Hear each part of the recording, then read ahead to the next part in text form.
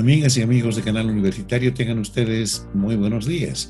Soy el doctor Gustavo Mendoza Ríos, profesor emérito de la Facultad de Medicina y médico especialista del Hospital de la Mujer, que tiene el placer de ingresar a vuestros hogares mediante su programa Cuidemos tu Salud. Programa que, como ustedes bien saben, es patrocinado por la Facultad de Medicina de la UNS. Hoy hemos de tener un muy bonito programa, porque vamos a hablar de un tema trascendental para la vida de nuestras mujeres: el cáncer del cuello uterino. En una sesión anterior hablamos del Papa Nicolau como una especie de introducción al tema.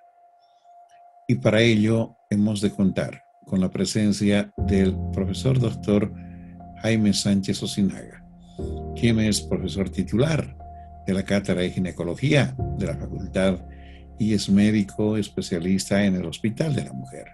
Él es un experto en el tema y nos va a ilustrar con propiedad los problemas que se suscitan cuando este tumor se hace presente en nuestras mujeres.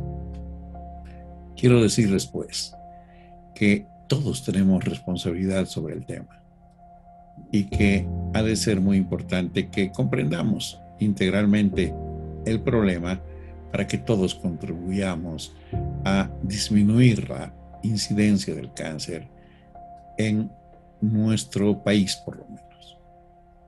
Fíjense ustedes, el cáncer del cuello uterino es el cáncer que más mujeres mata. Y como nos va a decir seguramente el profesor Sánchez, cada vez más tempranamente se presenta.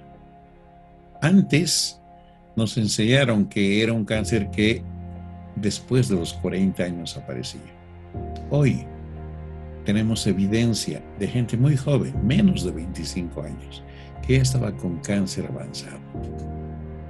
Entonces creo que todos tenemos que ver con este problema y ojalá podamos todos aportar mínimamente para resolver el problema. Ojalá también quienes son candidatos a las alcaldías, a las gobernaciones, mínimamente se ilustren sobre lo que son los problemas de salud y ojalá puedan contribuir efectivamente a la solución, pero reitero, efectiva de estos problemas. Fíjense, compañeros, amigos, distinguidos televidentes, todos, desde hace 50 años el cáncer del cuello uterino en nuestro país sigue siendo el primer cáncer matador de mujeres. Entonces, eso tiene que cuestionar al país, a las autoridades que se ocupan de muchas cosas, pero no, al parecer, de lo importante. Amigos, hemos de hablar del tema con nuestro invitado y ahora permítanme ir a un corte, por favor. En instantes vuelve la programación de TVU. Medidas de bioseguridad. Estas son medidas recomendadas por la Organización Mundial de la Salud para el uso correcto del barbijo. Las mascarillas no médicas deben usarse en lugares cerrados, como tiendas y oficinas. Recuerda lavar el barbijo de tela con detergente y agua caliente o hirviendo durante 1 minuto al menos una vez al día. Las mascarillas de 3 capas deben usarse en lugares al aire libre. La Organización Mundial de la Salud no recomienda el uso de barbijos con válvulas de exhalación, ya que al abrirse para facilitar la respiración, permiten el ingreso del virus. Cuando recibas visitas debes usar barbijo y mantener o no tu sana distancia. Cuando realices actividad física intensa no es necesario el uso del cubrebocas, ya que este disminuye la capacidad de respiración.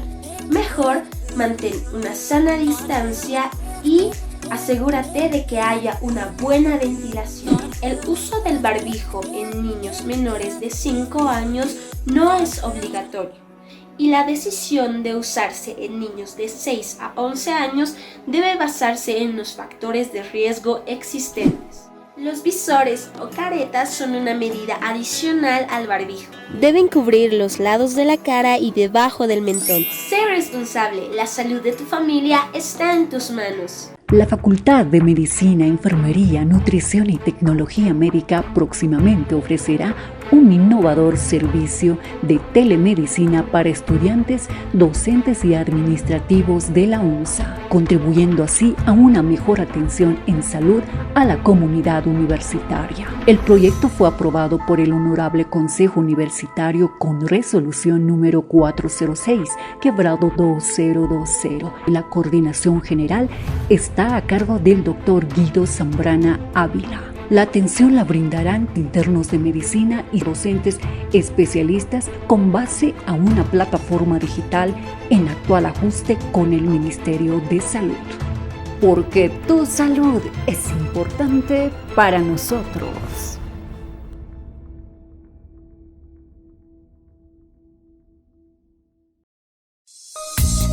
Continúa con la programación de TVU.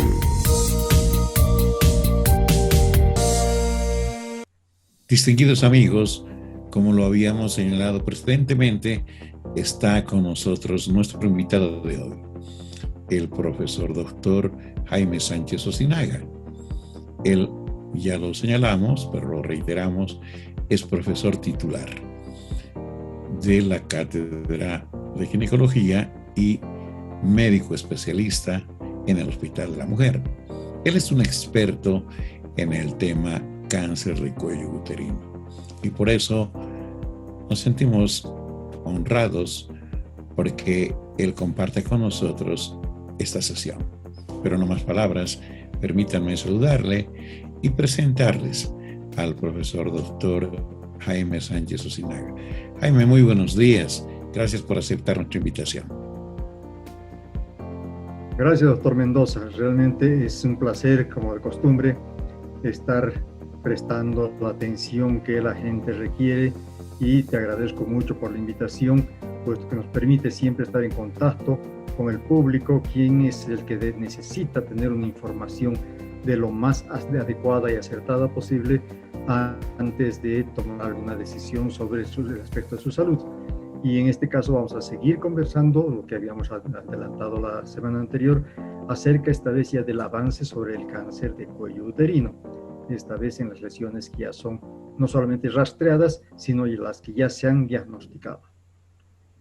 Correcto, muchas gracias.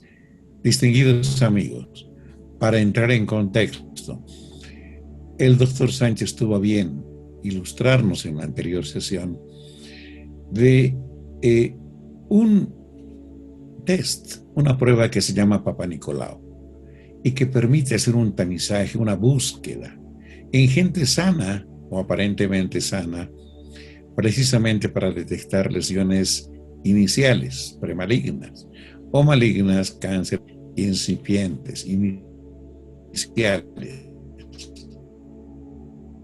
que se detecta al tumor, se lo puede extirpar y se puede curar a la paciente. Seguramente el doctor Sánchez nos va a decir qué pasa cuando el cáncer se extiende demasiado. Entonces, amigos, nuestro déficit como país es que hacemos muy poco Papa Nicolau. Las señoras no se hacen Papa Nicolau. Habíamos dicho que es un Papa Nicolau. En realidad.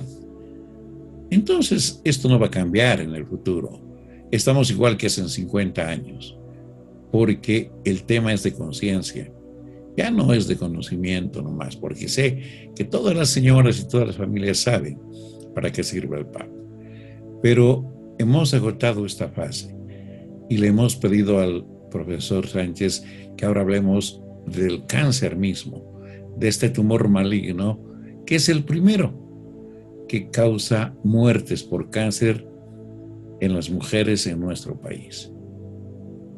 Reitero, las señoras que hacen paro, huelga, que hacían bloqueos, que pedían aceleradores lineales para su tratamiento, son señoras que están en fases muy avanzadas del cáncer del cuello uterino. Y con todo lo que les ofrezcan, no van a lograr curación. Seguramente algunas sí, pero las demás probablemente no. Por eso, lo importante es lo que se dijo anteriormente. Mil disculpas si me excedí, Jaime. Yo quisiera que tú nos puedas responder algunas preguntas que la gente nos hace llegar siempre. Cuando hablamos del cáncer del cuello uterino, ¿de qué cáncer estamos hablando, Jaime?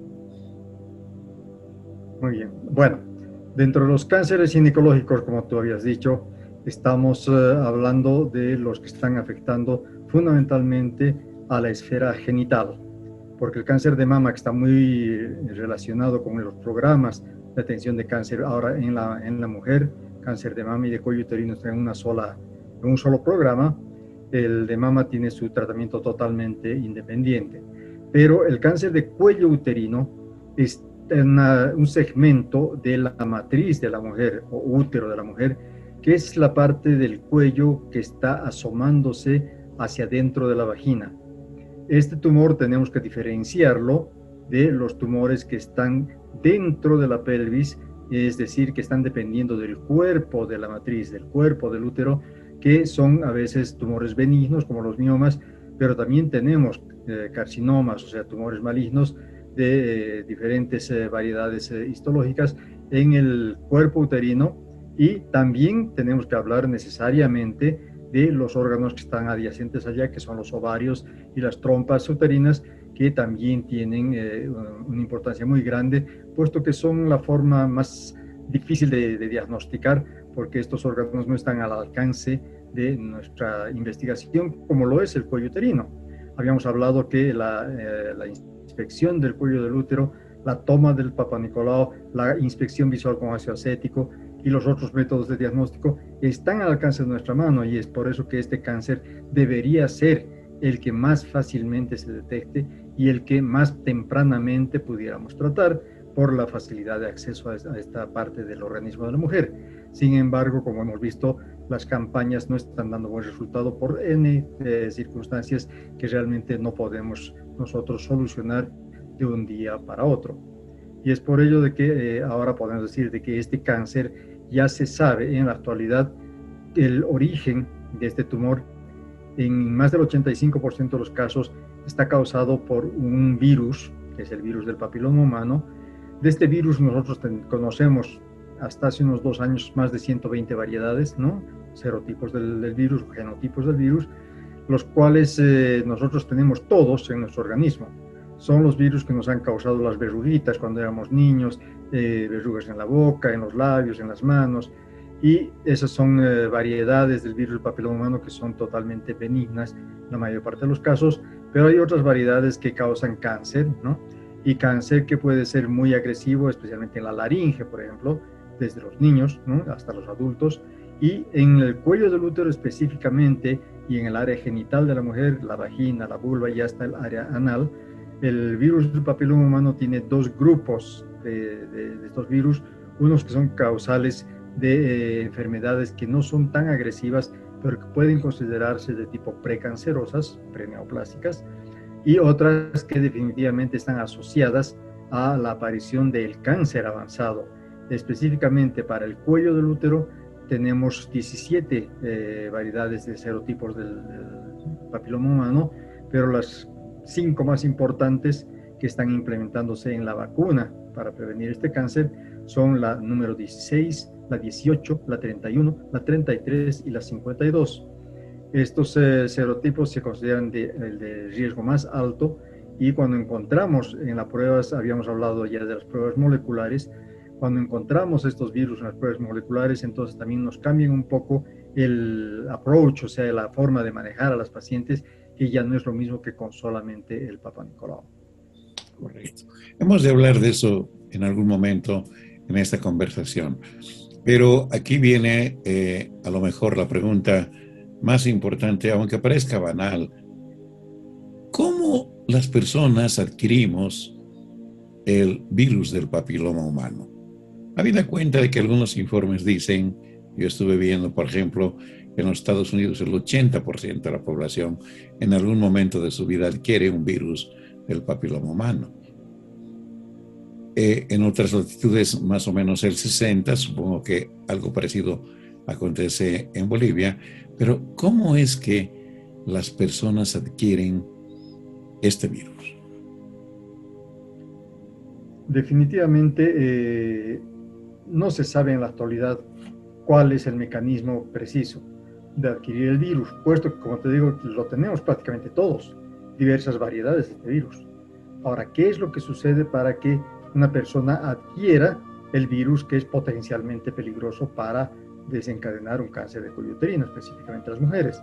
Los varones también lo tienen, este mismo tipo de virus, y se dice de que este cáncer debería considerarse como si fuera una enfermedad de transmisión sexual. En realidad no lo es. Es la información que el Internet nos brinda en forma demasiado alegre, sin hacer una investigación muy profunda. Lo que sucede, pueden haber varios factores. Puede sí que sea una transmisión sexual de un virus de alto riesgo transmitido por el varón hacia la mujer, o que la mujer, teniendo el virus, pueda transmitir al varón, y este varón a su vez otra vez pasar a otras mujeres, y esta mujer finalmente ser la que se afecte, ¿no es verdad? Entonces, la presencia del virus no necesariamente significa enfermedad. Ojo. Correcto. Entonces, muchos tenemos la enfermedad, el virus, pero este no nos va a causar enfermedad. En las mujeres específicamente. En los varones más raro.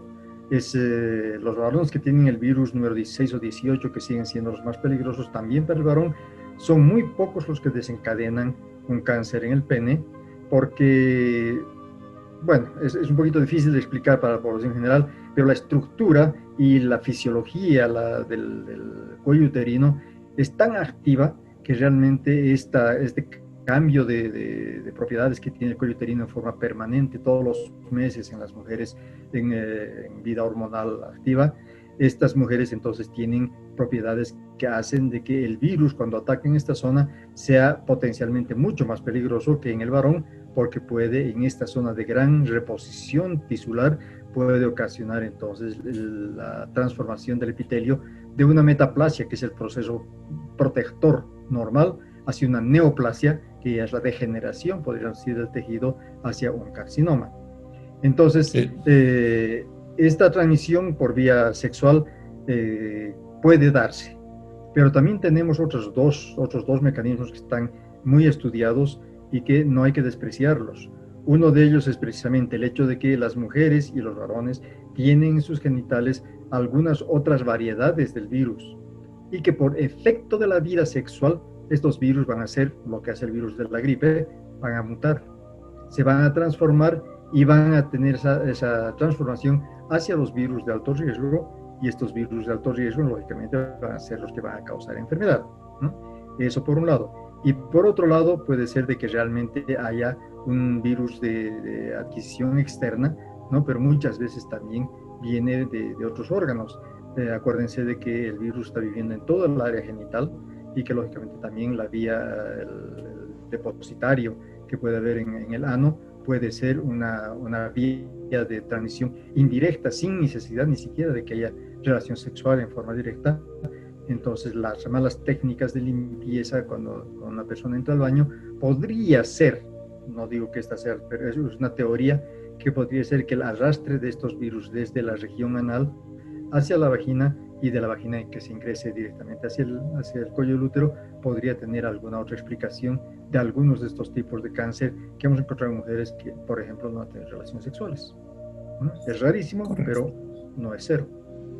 Sin embargo, yo creo que lo trascendental, lo vital, lo frecuente es esperar que el virus se incorpore en esta zona después de actividad sexual, fundamentalmente. Porque recordemos, y esta es la pregunta que te voy a hacer para concluir este segmento, no todas las personas que adquieren o se infectan con el virus van a hacer cáncer.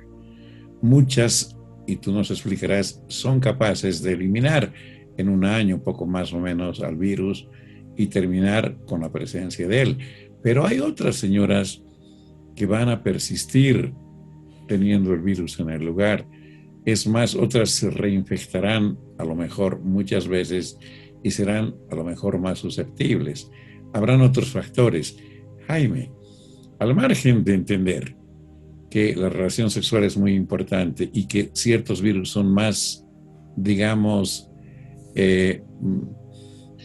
mucho más virulentos y son mucho más agresivos y son capaces de producir cáncer, definitivamente hay ciertos factores que contribuyen a que el cáncer pueda desarrollarse en una persona. ¿Por qué no nos haces el favor de indicarnos cuáles son los más importantes? Bueno, en realidad tenemos que hablar de los factores predisponentes. Ya los habíamos mencionado en la conversación anterior. Habíamos visto de que la inmadurez de los tejidos o la, digamos, inmadurez temporal por el uso de algunas hormonas, la inmadurez en la mujer muy joven, en la mujer en la época del climaterio cercano ya a la menopausia, hacen de que estos tejidos sean más vulnerables. Y es por ello que uno de los dos primeros factores de mayor importancia que están consignados en forma universal como los que podrían desencadenar con más facilidad el cáncer de cuello uterino es el inicio precoz de las relaciones sexuales, que generalmente se ve asociada también en las jovencitas a que no son monógamas, sino que la multiplicidad de parejas sexuales hace de que sean más proclives a contraer el virus de parte de una de las parejas con las cuales han tenido relaciones. Al mismo tiempo, esto nos lleva también a la explicación de que la mujer que nunca ha tenido relaciones sexuales no debe hacerse Papa Nicolau, no lo necesita, ¿no? Primero, porque sería una agresión hacerle un Papa Nicolau a una mujer virgen, y segundo, que realmente va a salir negativo con casi absoluta certeza. Habíamos dicho que es excepcional la transmisión desde el depositorio anal hacia la vagina y el cuello, pero hemos tenido algún caso en alguna oportunidad, por eso es excepcional, pero tampoco es cero. Entonces, ese es son los dos factores más grandes. Pero también tenemos el factor de la multiparidad.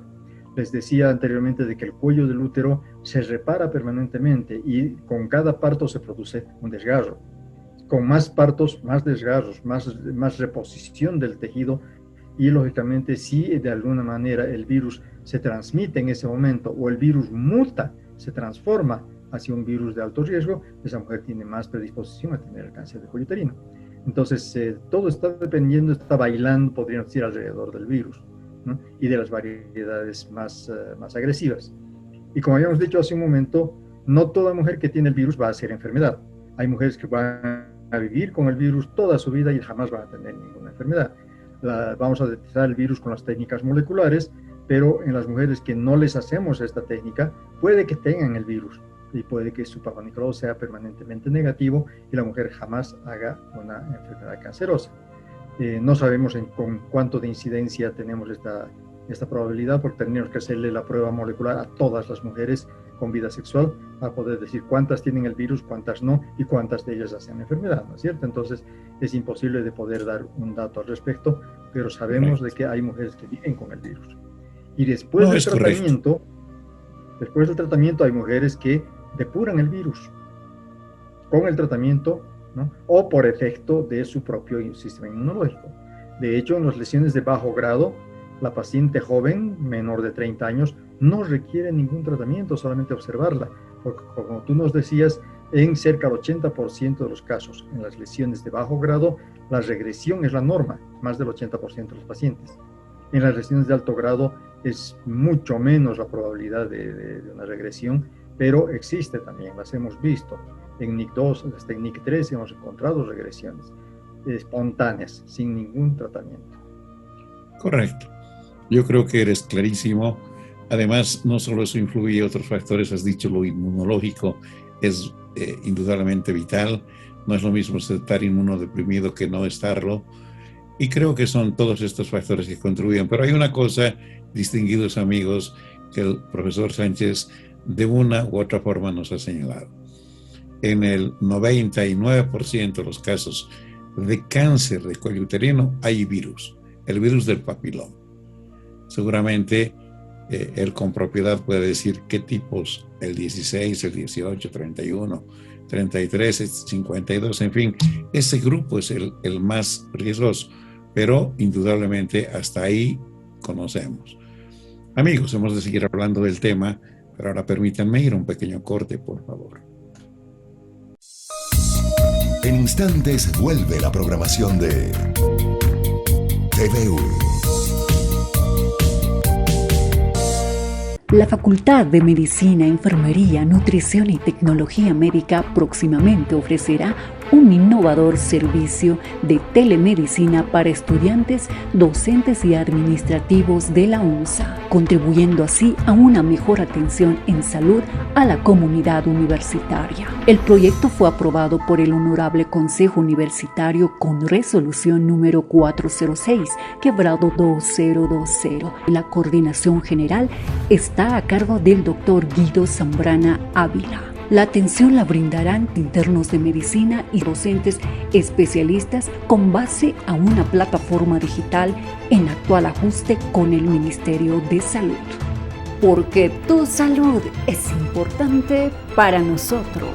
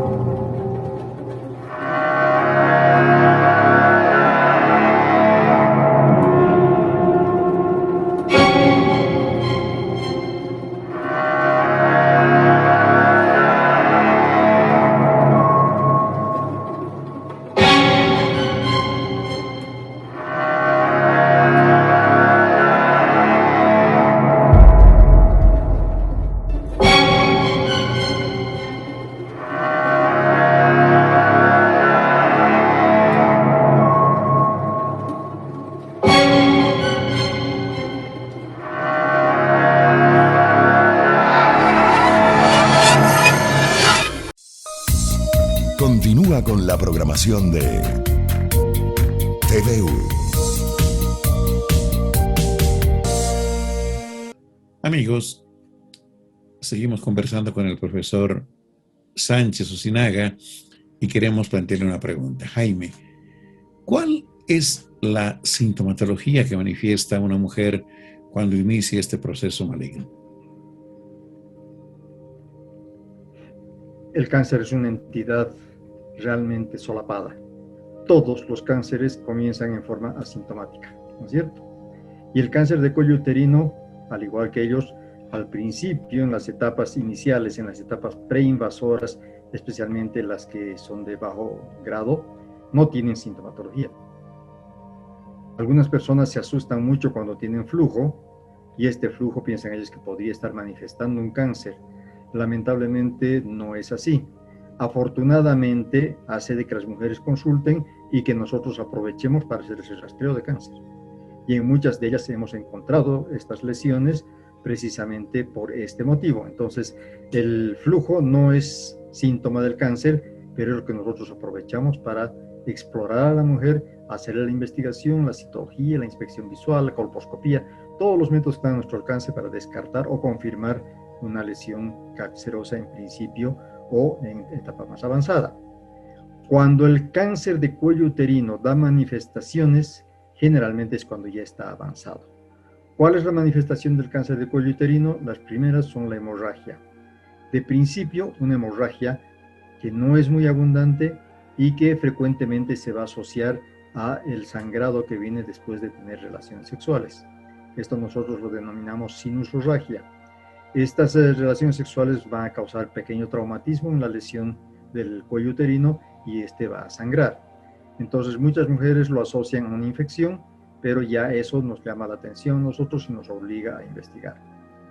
Cuando el sangrado es espontáneo, sin relación a esta actividad sexual, ahí ya nos asustamos todos porque significa de que el tumor ya ha crecido lo suficiente, se ha erosionado y empieza a dar sintomatología en forma voluntaria, podríamos decir, sin que nadie lo toque. Y lógicamente nuestra exploración posiblemente nos va a llevar a encontrar que el tumor está más avanzado de lo que eventualmente nosotros desearíamos y que tal vez la mujer ya no tenga oportunidad de ser tratada. Entonces, la sintomatología fundamental es esa. Y al final vienen los otros síntomas. El dolor pelviano, el dolor de las piernas, el edema de las piernas, la hinchazón de las piernas, el dolor en la columna, son síntomas muy tardíos. Cuando el cáncer ya ha invadido a la vejiga, vamos a tener sangre en la orina. Cuando ha invadido al recto, vamos a tener sangre en las heces. Entonces, son ya lesiones sumamente avanzadas, ¿no? Pero, de todas maneras, hay que recalcar de que, como el cáncer en sus etapas curables es asintomático, volvemos a insistir, hay que rastrear, hay que detectar y hay que encontrarlo en las etapas en las que nosotros podemos hacer alguna acción contra ellos. Gracias, Jaime. Aunque yo sé que en el hospital cada vez más han ido encontrando casos iniciales, incipientes, la inmensa mayoría de pacientes que llega son pacientes que están con sus cánceres muy avanzados. Ustedes, para plantear cualquier tipo de tratamiento, enseguida vamos a hablar del diagnóstico, necesariamente tienen que hacer la calificación del estadiaje, ¿no es cierto? Es decir, cuán avanzado está el tumor para poder proponer alguna posibilidad de curación inicialmente y de modo muy somero. ¿Podrías decirnos más o menos cómo es que evoluciona y cómo califican el estadiaje clínico en el cáncer del cérvix? Si me permites, te voy a cambiar un poquitito el esquema y si podemos ver unas cuantas imágenes, vamos a ir del diagnóstico hacia el estadiaje en 2 minutos. Entonces, para que nosotros podamos llegar al diagnóstico de cáncer de cuello uterino, la paciente que tiene la citología, es decir, el Papa Nicolau o la inspección visual con acético positiva o la inspección misma con el diagnóstico probable de cáncer, encontramos nosotros que la colposcopía nos permite, mediante este aparato que ilumina el cuello del útero con aumento, nos permite tomar la biopsia, que esta sí nos va a decir qué tipo de enfermedad estamos tratando y más o menos si está en una etapa preinvasora o si es que ya ha invadido el tejido que está por debajo de la pielcita que recubre el cuello del útero. Y entonces esta biopsia nos va a permitir definir el aspecto. Pero aquí ven ustedes en esta imagen cómo se ve una lesión todavía precancerosa, podríamos decir, pero vean ustedes cómo a la colposcopía ya se puede reconocer francamente el avance de la enfermedad. Y cuando tenemos enfermedad de tipo preinvasora, en las etapas iniciales vamos a plantear nosotros el tratamiento de estas mujeres mediante la resección solamente de parte del cuello del útero, en la cual vamos a hacer una resección en forma de cono, que precisamente se llama conización, se hace con bisturí o en la actualidad el equipo que nosotros tenemos hace este procedimiento que llamamos el LEEP. LEEP quiere decir Loop Electrosurgical Excision Procedure, o sea, en cristiano, procedimiento de excisión electroquirúrgica con asa. Entonces es un asa pequeña, como ven ustedes acá, que recorta un pedazo del cuello del útero, extirpando toda la enfermedad que hemos podido nosotros localizar mediante esta situación. Pero a veces tenemos una enfermedad que es bastante más grandecita y con el asa pequeña no logramos extirparla, y para ello tenemos este otro tratamiento que se llama cono LETS. LETS quiere decir en gringo Large Loop Excision of the Transformation Zone, o sea, excisión con asa grande de la zona de transformación. Entonces utilizamos un asa más grande o un modelo diferente de asa que nos reseca mayor cantidad de tejido, y este procedimiento también se hace en forma ambulatoria y lo hacemos nosotros en nuestro hospital con muy buenos resultados para las enfermedades que son de tipo preinvasoras, ¿no es cierto? Y aquí vamos a la pregunta que tú nos decías: ¿cuál es la vía y la forma de diseminación del cáncer de cuello uterino? Al principio vamos a ver de que la estadificación nos habla de un estadio 1A, en el cual los estadios A significan que está solamente afectado el cuello del útero y la lesión está involucrando solamente el epitelio, o sea, la piel que está recubriendo el cuello uterino. Estas formas microscópicas de invasión son tratables mediante cirugía. pero ya no con una conización, sino que lamentablemente la mayor parte de las pacientes tiene que ir a una histerectomía, es decir, resecar toda la matriz. Cuando el tumor ya crece, ya se hace visible totalmente, el crecimiento en esta primera etapa todavía es por vecindad, crecimiento de vecindad invadiendo el músculo del cuello del útero, y entonces tenemos cuando el tumor es menor a 4 centímetros, estaríamos hablando de un estadio 1B1. Aquí hablamos entonces de que el cuello del útero es todavía resecable mediante una cirugía, y lógicamente hay que sacar un buen manguito vaginal para poder tratar a esta paciente. Un mayor crecimiento a más de 4 centímetros hace de que esta paciente ya no sea tributaria de un tratamiento quirúrgico exclusivamente, y ya tiene que ir en participación con el área de oncología clínica.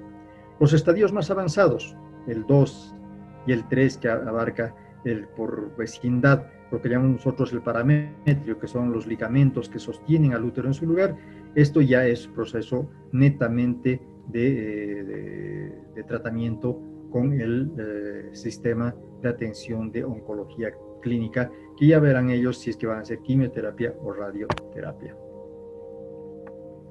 Entonces, rápidamente queríamos mostrarles cómo es el proceso de diseminación del cáncer de cuello uterino.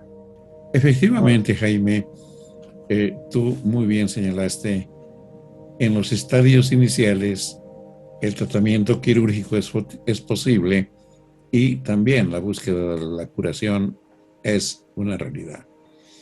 En los estadios más avanzados hay que combinar, bien has dicho, las alternativas, y el resultado es menos, digamos, efectivo.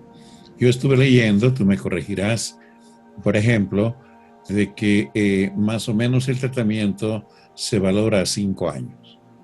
Y en los estadios 1 se puede lograr más del 80-90% de sobrevida a 5 años con el tratamiento quirúrgico.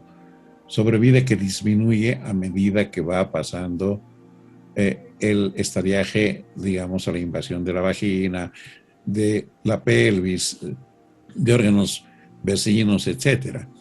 ¿Es verdad este concepto? Absolutamente cierto, absolutamente cierto. En los estadios iniciales tenemos hablando de cáncer, ¿no?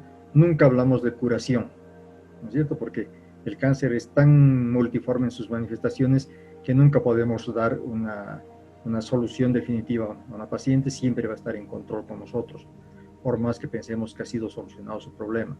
Muchas veces lo está. Hasta hace unos 10 años atrás, la expectativa de sobrevida de las mujeres con cáncer, especialmente el de cuello uterino, se medía a los 5 años. En la actualidad, la primera evaluación se debe hacer a los 10 años para saber si hemos logrado la remisión de nuestra enfermedad. A los 10 años de control. Entonces, vean ustedes de que no dejamos a los pacientes a su libre albedrío en ningún momento, porque a partir de los 10 años igual tenemos que seguir controlándola, quién sabe hasta la edad que podamos llegar nosotros con ella, ¿no? Si es que llegamos por encima de los 65 años, sería ideal en todos los casos para poder tenerlas bajo control estricto.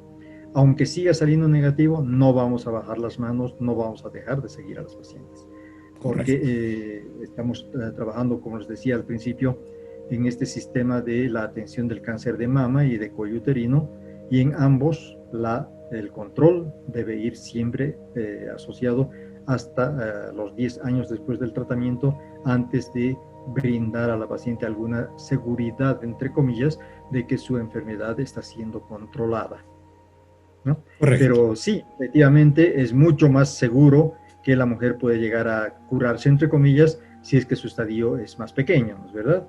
Y lógicamente la probabilidad de que la mujer se cure o que remita su tumor es mucho menor a medida que va avanzando el estadiaje. Y lógicamente en estadios a partir del 2B para adelante realmente no es de lo más satisfactorio, más aún considerando de que nuestras técnicas de rescate acá en Bolivia no son las mejores, no tenemos los mejores equipos, no tenemos los insumos necesarios, no está a disposición de las pacientes la quimioterapia porque los medicamentos son excesivamente caros. Entonces, todo el sistema tiembla cuando tenemos cánceres avanzados. Y, lógicamente, quien se ve afectado es la paciente. Gracias, Jaime. Yo creo que ha sido muy claro. Hemos de seguir hablando con el profesor Sánchez. Amigos, pero ahora permítanme un pequeño corte, por favor. En instantes vuelve la programación de TVU. Medidas de bioseguridad. Estas son medidas recomendadas por la Organización Mundial de la Salud para el uso correcto del barbijo. Las mascarillas no médicas deben usarse en lugares cerrados, como tiendas y oficinas. Recuerda lavar el barbijo de tela con detergente y agua caliente o hirviendo durante 1 minuto al menos una vez al día. Las mascarillas de 3 capas deben usarse en lugares al aire libre. La Organización Mundial de la Salud no recomienda el uso de barbijos con válvulas de exhalación, ya que al abrirse para facilitar la respiración, permiten el ingreso del virus. Cuando recibas visitas debes usar barbijo y mantener o no tu sana distancia. Cuando realices actividad física intensa no es necesario el uso del cubrebocas, ya que este disminuye la capacidad de respiración. Mejor mantén una sana distancia y asegúrate de que haya una buena ventilación. El uso del barbijo en niños menores de 5 años no es obligatorio y la decisión de usarse en niños de 6 a 11 años debe basarse en los factores de riesgo existentes. Los visores o caretas son una medida adicional al barbijo. Deben cubrir los lados de la cara y debajo del mentón. Sé responsable, la salud de tu familia está en tus manos. Continúa con la programación de TVU. Amigos, estamos conversando con el profesor Dr. Jaime Sánchez Ojinaga sobre el tema del cáncer del cuello uterino. Jaime, nos has ilustrado perfectamente cómo es que este cáncer puede avanzar e invadir tejidos vecinos, hacer inviable a veces el tratamiento y, entre comillas, la curación. Quisiera pedirte que nos respondas rápidamente 2 inquietudes que creo que a la gente le va también a impactar. Antes decíamos, Jaime, el tiempo de evolución de un cáncer desde su inicio hasta que se hace invasor, más o menos es de 10 años, otros decían 12 años. Era la época en la que decían el cáncer comienza después de los 40 años. Quisiera preguntarte, primero, si aquello se mantiene, y lo segundo, yo recuerdo que alguna vez vi pacientes jóvenes con cáncer muy avanzados. ¿Cuál es, en tu experiencia, la paciente o las pacientes más jóvenes que tú viste en el hospital o en cualquier lugar de trabajo con cánceres invasores, pero de edad joven? Las más jóvenes con cáncer invasor, ¿qué edad tenían? Bueno, realmente hemos tenido una paciente de 21 años como la más joven con cáncer invasor. Efectivamente, como tú bien decías, la historia natural del cáncer, desde que el momento que el virus empieza a actuar y causar trastornos en el epitelio del cuello del útero, normalmente, entre comillas normalmente, porque no es normal, esperamos que esto transcurra entre 8 a 10 años hasta que el cáncer se haga invasor. Sin embargo, hemos visto mujeres que muy rápidamente, desde que han iniciado su vida sexual hasta que han llegado con cáncer invasor, lo han hecho sumamente rápido. Y en el plazo de 1 año y medio a 2 años, estas mujeres han debutado con cáncer invasor desde el inicio de su vida sexual. Entonces, lógicamente, ahí tenemos que explicarnos de que la única opción de respuesta es de que el virus es extremadamente agresivo, pero también tiene que jugar un papel muy importante el papel de la inmunocompetencia de la mujer. De esta muchachita de 21 años, como la más joven que hemos encontrado nosotros, esta muchachita tenía un problema de inmunocompromiso y es por ello que ha tenido su enfermedad. Pero yo les voy a decir que el año 2018, hemos tenido la tripleta, como siempre vienen de 3 en 3, 3 muchachas de 25 años y las 3 han venido en el lapso de un solo mes con cánceres avanzados, estadio 2 aproximadamente las 3 pacientes. Y son mujeres que en ellas sí la historia nos ha revelado de que ellas tenían más o menos una historia de unos 10 años de vida sexual, ¿no? Habían comenzado sus relaciones sexuales a los 15 años, de ahí la importancia grande de investigar la edad del inicio de relaciones sexuales, ¿no? Independientemente o asociado al número de parejas sexuales, porque basta que sea un hombre que esté infectado y listo, ya se acabó la historia, ¿no es cierto? Pero la probabilidad de tener infección es mayor a medida que aumenta la cantidad de parejas sexuales. Entonces, en estas 3 muchachas hemos encontrado de que realmente ellas comenzaron precozmente su vida sexual y, lógicamente, esa fue la explicación por la cual una mujer tan joven pudiera estar en esta circunstancia. Si vamos a la segunda pregunta, ¿cuál sería el tratamiento más recomendable para estas mujeres? Nosotros tenemos, no nosotros, sino que en forma internacional, la Federación Internacional de Ginecología y Obstetricia nos manda las directrices, cambia las estadificaciones periódicamente. Ahora hemos cambiado la estadificación del cáncer de cuello uterino desde 2018, le hemos cambiado a una nueva etapificación, y el año 2020, a principios de 2020, antes de la pandemia, nos ha llegado una complementación de un estadio que no lo habíamos considerado jamás, que es el estadio 3C de cáncer, 3C1 y 3C2, que no se conocía en cáncer de cuello uterino, entonces que son comparables, digamos, a los estadios de cáncer de ovario, pero no le viene al caso. Entonces, esta es una actividad permanente, incesante y de evolución totalmente permanente para poder brindarle el mejor tratamiento posible a estas mujeres. La estadificación se hace precisamente pensando en cómo darle a cada una de estas mujeres en estos estadios específicos el mejor tratamiento posible. Y vemos de que seguimos con la misma idea de que mientras más precoz sea el estadiaje que nosotros descubramos en la mujer, la cirugía sigue siendo la mejor alternativa, la más económica para poder tratar a estas pacientes. Entonces, tenemos una paciente con estadio 1, ¿no? En el estadio 1A, el estadio 1B1 y el 1B2, la cirugía son muy satisfactorias. Por más que se haga una cirugía ampliada, radical, que es la recomendada en estos casos, la evolución es favorable. Las pacientes responden muy bien con una buena respuesta y una remisión del cáncer en un buen porcentaje. Más allá de estos estadios, el 1B3 para adelante, de golpe se nos caen las estadísticas y las mujeres empiezan a tener más problemas y requieren desde luego otro tipo de tratamiento. No, además, la pregunta tenía además una intencionalidad. La gente que está entre 25 y 40 años es pues el núcleo de su familia, es la que tiene que criar a sus hijos, es la que tiene que definitivamente llevar adelante su hogar. Y si tienen este problema, fíjense, distinguidos amigos, cómo es que la familia sufre, y particularmente en la familia los más vulnerables, que son los hijos. Entonces, este no es un tema que hay que ignorarlo, todo lo contrario.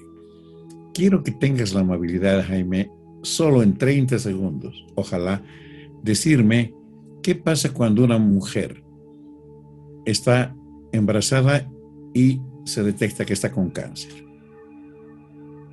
Sé que es un tema muy amplio, pero en lo puntual.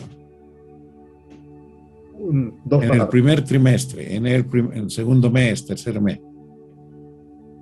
Una tragedia.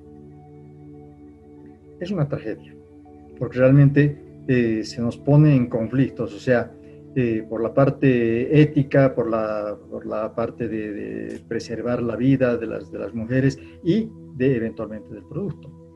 En nuestro país en nuestro país y en muchos países, está considerada de que cuando una mujer está con embarazo en el primer trimestre, nosotros debemos tratar a la mujer y su cáncer sin considerar el embarazo, porque se ha visto de que en esa etapa, si es que ya está con cáncer que está un poco avanzado y que puede solucionarse con la cirugía, sería bueno solucionar el cáncer y salvar la vida de la mujer.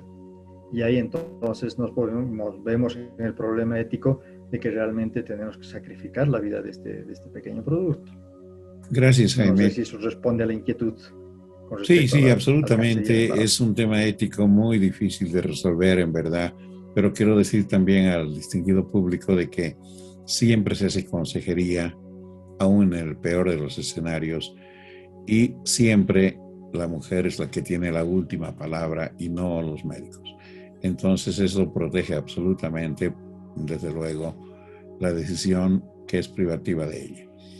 Jaime, hemos de concluir, pero no podemos irnos sin que tengas la gentileza de decirnos qué medidas en el orden preventivo se pueden realizar frente a este flagelo, que, reitero, distinguidos amigos, es el primer cáncer o el cáncer que más mujeres mata en Bolivia, el cáncer del cuello uterino.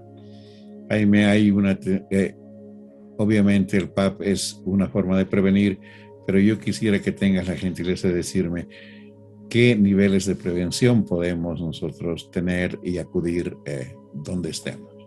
La vacunación no evita seguir haciendo la detección. Entonces, todas las mujeres, una vez que inician su vida sexual, al año de haber comenzado su vida sexual, es el momento de empezar a hacerse el Papá Nicolau. ¿Por qué hablamos así en estos términos? Porque habíamos dicho al principio, cuando habíamos hablado en la conversación previa, de que el programa nos reconoce a partir de los 30 años hasta los 59, ¿no?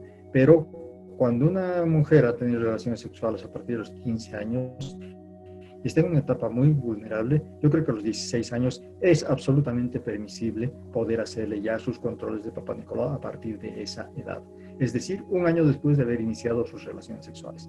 Este rastreo ya nos va a permitir también prevenir, por un lado, la aparición del cáncer y por otro lado también detectar en las etapas más precoces posibles para salvar la vida y también el potencial de fertilidad de estas mujeres. Porque como habíamos visto en las diapositivas que hemos mostrado, la conización, que es un proceso totalmente conservador de la fertilidad de las mujeres, nos está yendo muy bien y hemos tenido pacientes que se han hecho hasta 2 conos por efecto de esto y han tenido sus embarazos y tranquilamente están recuperándose de su lesión de tipo, es un cáncer, no ha invadido las profundidades del epitelio y del estómago. Entonces va bien si los encontramos. En prevención primaria, prevención secundaria con el Papá Nicolau, la IVAL. Y finalmente, una consideración que ya le hemos dicho 1 y 1000 veces, la educación sexual. Educación sexual desde primaria, para que de alguna manera podamos nosotros instruir a nuestras muchachitas a que traten de mantenerse célibes hasta que salgan por lo menos del colegio, ¿no? Cuando tengan más conocimiento, para que no tengamos madres adolescentes y que no tengamos tan jovencitas con cáncer de cuello uterino. Y lógicamente, en el caso de que eventualmente si no se puede controlar esto, estén en alguna otra medida protectiva, ¿no? Y si no tienen acceso a la vacuna, pero por lo menos al preservativo para evitar las infecciones de transmisión sexual y entre ellas el virus del papiloma humano. Muchas gracias, Jaime. Realmente ha sido muy importante tu aporte. Queremos agradecerte en nombre del programa por tu brillante participación y a la vez quisiéramos comprometerte para que en una siguiente vez podamos hablar de otro tema tan importante como este, que estoy seguro la gente ha de ser la principal beneficiaria. Muchas gracias, Jaime. Tu despedida, por favor. Distinguida audiencia, muchísimas gracias por su atención. Espero que estos programas les ayuden, primero, a crear conciencia, segundo, a aprender a cuidarse y tercero, a cuidar a nuestra gente tan chiquitita desde el principio para que ellas también tengan una vida plena y tengan una vida totalmente adecuada, sin temor al cáncer, si es que sabemos que esta enfermedad puede ser detectada, tratada y, lógicamente, prevenida si es que lo hacemos en forma adecuada. Entonces, Gustavo, una vez más, mis agradecimientos por tu invitación. Creo que son programas muy útiles para la comunidad y que vamos a estar siempre dispuestos a colaborar en cualquier tema que esté dentro de nuestra experticia y, lógicamente, que nos lleve a mejorar cada vez más la salud de nuestra población. Agradecido infinitamente por tu gentileza y a la población general, a nuestra teleaudiencia, por la paciencia con nosotros para poder entender lo que estamos tratando de transmitirles. Muchas gracias, Jaime. Amigos, esto fue todo por hoy. Nos comprometemos a volver renovados en la siguiente semana, pero nosotros no podemos dejar de pedirle que siga cuidándose. El COVID está entre nosotros. Todos somos potencialmente vulnerables. Las vacunas van a ir seguramente de a poco administrándose de acuerdo al programa establecido. Entre tanto, cuidémonos. Cuidamos a los chicos, cuidemos a las personas mayores. Que tengan un lindo fin de semana. Muy buenos días.